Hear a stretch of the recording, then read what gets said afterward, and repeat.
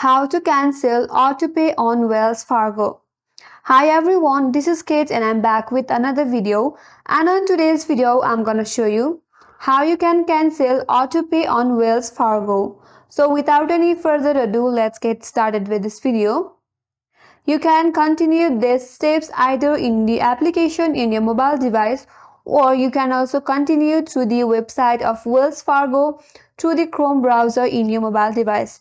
Here I will show you in Chrome browser, and all these steps are familiar with the applications as well.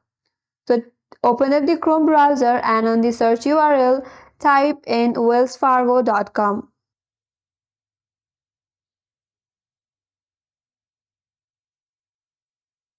Then go to wellsfargo.com. So before we proceed, first of all, you have to log into your account. So tap on sign on from the top right corner.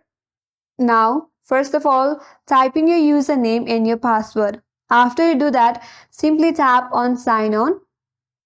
Now, on the next, Wells Fargo will ask for a verification using a one-time verification code. So select the verification method and then you have to provide the code that you are sent to for the verification in your text message to your phone. Once the verification is complete, you will land on your account dashboard. And in your account dashboard, you will be able to see all your accounts and balances.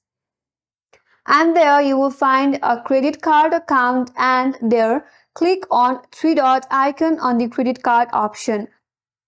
From that drop-down menu, now tap on make payment and tap on it.